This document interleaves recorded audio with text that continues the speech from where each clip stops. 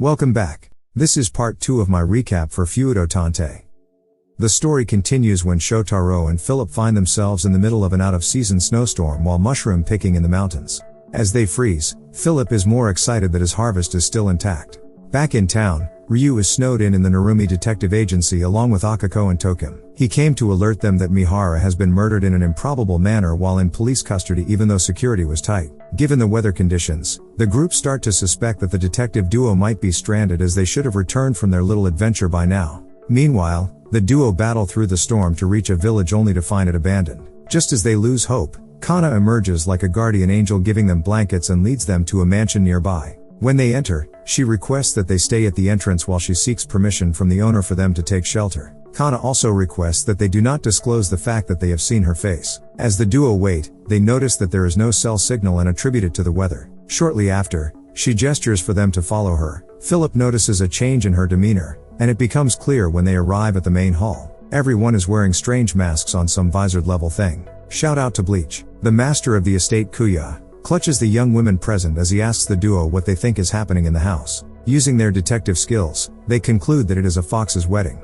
He's impressed with their analytical skills. His grandmother Kiku explains as she reveals her face that it's a selection custom to find a suitable woman to marry her grandson. They are the Kagamino family who ruled over the once vibrant gold mining town, but it declined in popularity. The family are still very wealthy, so they want to make sure that the women that marry are picked based on character instead of looks, hence the masks. Whoever captures Kuya's affection over the 4 days wins. However, the women also get disqualified if their face or name is disclosed. The snow has blocked the tunnel that leads out of the area, so they are all stranded. In addition to the 9 currently in the room, one of Grandma Kiku's friends is also around, making 10 people in total. The detectives are also given a mask to wear while in the house and something warm to eat. Bando introduces himself as Kanamori, who is an acquaintance of Kiku. He claims to be an antique art dealer who works closely with Grandma and has been invited to observe the selection process. He's a little surprised to run into the detectives in such a place. The duo is not aware that he's their main antagonist. Later that night, Shotaro wakes up to go use the toilet, but he is met by a frantic Kana who pleads for his help before running off. Suddenly,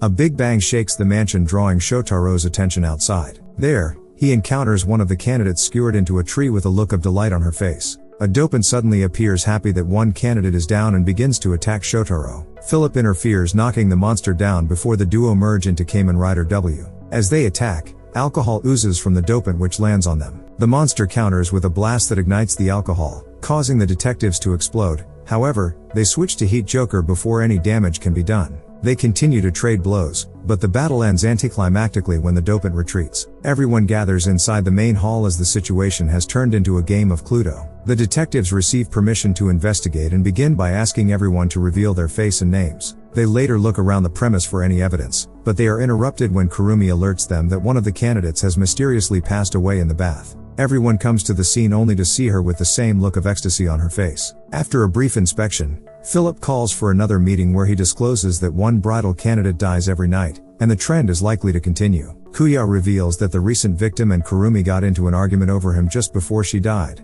but Kurumi denies any involvement in her demise. Shotaro questions Kana on her whereabouts, but she doesn't remember, making her look very guilty. After their questioning, Philip gets some cell signal, so he makes a call to Ryu for backup. Akako and Tokim tag along. The green-haired detective feels like he has solved the case based on the evidence. They rule out Kana as the culprit before using her as the bait to execute their plan. A letter is presented to Kuya from Kana detailing her withdrawal from the selection process. His reaction indicates he had a soft spot for her. Philip disguises himself as Kana and pretends to leave through the forest when Kurumi blocks his path, thinking it's the real Kana. She removes her mask as she prepares to insert alcohol Gaia memory, but Philip quickly disarms her before revealing the trap. He notices that it's a silver dopant memory, which is a more powerful model used by Associate Member Museum, the organization who created Gaia Memories. The detectives have their Scooby-Doo reveal moment as they explain that all the bridal candidates were implanted with injection ports without their knowledge. Each of the candidates' deaths was a result of alcohol poisoning from using the memory. They were possessed by the stick when in close proximity, so there were actually multiple alcohol dopants. Kana was the first victim,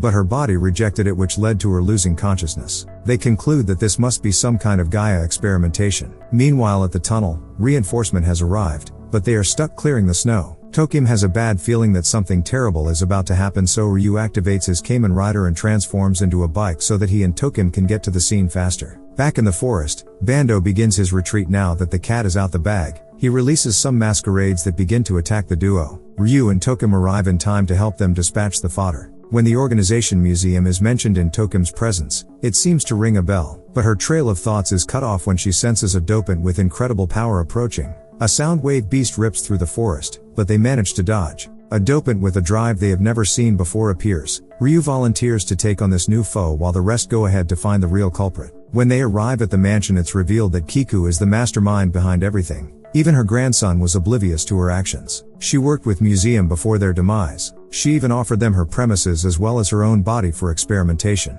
The old lady used her dopant power to gather wealth and also destroy anyone that stood in her way, all for the sake of family. Her time is running out, so she needed to find a wife for Kuya who could inherit the alcohol Gaia memory to carry on her shadow work. Hence the experimentation on the girls. With the plan now revealed, she must kill all witnesses. The old lady has been using her Gaia memory for so long that she has awakened superhuman powers even in human form. Her capabilities when transformed is also above normal. Those who have reached this level are called high dope. Tokim surprises everyone including herself as she's the one who reminds the old lady of the term. Some of the repressed memories caused by her amnesia is starting to emerge. Kiku warns the detectives to brace themselves as she inserts the drive. The duo transforms but are easily overwhelmed, which forces them to unleash their ultimate W form in order to turn the tables. They prove to be superior with their power-up as they dispatch the granny with ease. An explosion causes the mansion to start burning. Granny once ordered her butler to blow up the place if she ever takes an L. Kuya tries to save his grandma, but she sends him out to safety along with Tokim.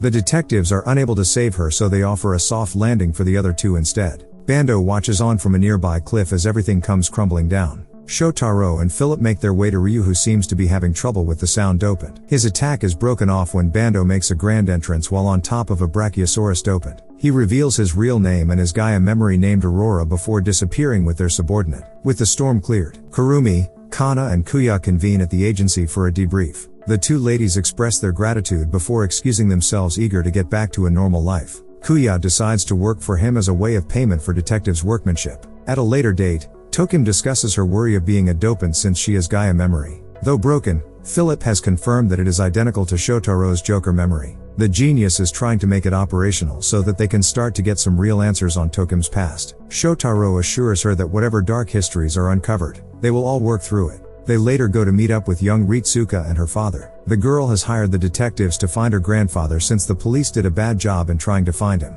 The family runs a local workshop that is world-class. Their clientele includes major and foreign companies. One day, Granddad took some shady-sounding work commission and has disappeared ever since he went to deliver the machine to the client. Ritsuka adds that she tailed the mysterious-looking man after his first visit to the workshop. However, she lost track of him when he vanished at a dead end. The detective makes a note of it and also takes a composite sketch of the suspect. Before they leave, Ryu also offers his services. Shotaro and Tokim split around town looking for leads when she gets caught in a trance cast by Bando, which takes her to an alleyway. She's swallowed by a portal to Shadow Feudo when she picks it up off the floor. Some of her memory starts to come back when she realizes that it's a town full of terrifying monsters. One tries to attack her, but she's saved by Brachiosaurus dopants. Instead of her saying, "Thank you," like a polite young lady, she bolts to the agency in the shadow world to alert them of her predicament. Meanwhile, on the normal side, the rest of the team is looking over the evidence when everyone realizes that Tokim is not around. Shotaro starts to hear her call from the other dimension. Akiko doesn't believe him.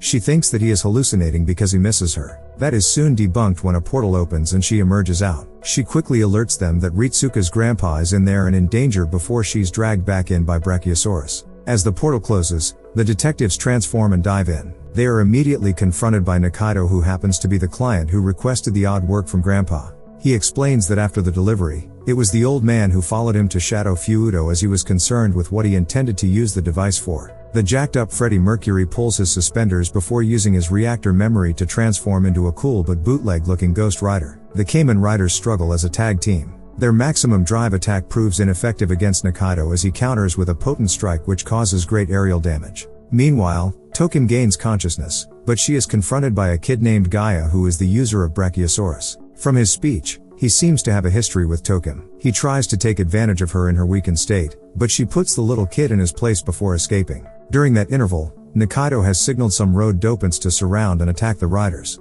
They come together and open a giant portal that sends the detectives back to the normal world without Tokim and Grandpa.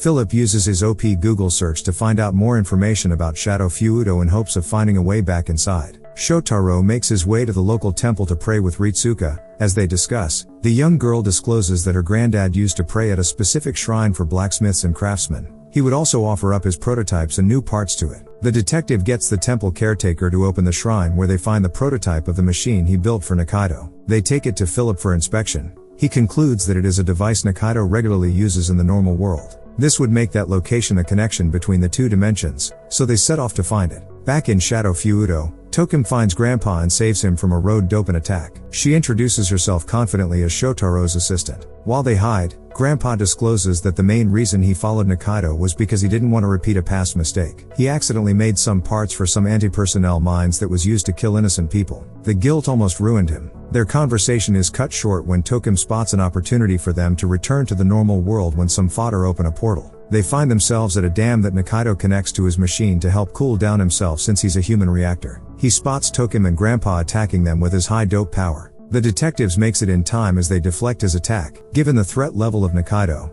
they immediately enter their ultimate W form while Ryu handles the two road dopants. The duo holds their own a lot better this time around, to the point that Nikaido takes Tokim hostage. He instructs them to throw away their sword and shield, which they do, but they keep their memory drives and use it to perform beautiful aerial maneuvers to save Tokim. They then proceed to counter with a flurry of kicks that destroys Nikaido Gaia memory. Ryu also finishes off the fodder without incident. They try to escape by opening a portal, but Nikaido appears in his high dope state and burns his subordinates while causing a giant explosion. The team take cover behind their vehicle. The human reactor finds himself in the Shadow City held by Bando. He shares his last moments with his boss before he disintegrates. In the aftermath, Grandpa and the family thank the detectives for their work. Later on, Philip has managed to get Tokim's broken drive to work again. When they activate it, a port doesn't appear on her body, meaning she's not a dopant. Philip also reveals that he conducted a search on Bando. Bando was the CEO of Kai Operation, a high-end human resource company who was also involved in the research on Gaia memories. But the information about him ends there because he now resides in the Shadow City. Tokim is more interested in regaining her memories, so she requests information on Gaia memories,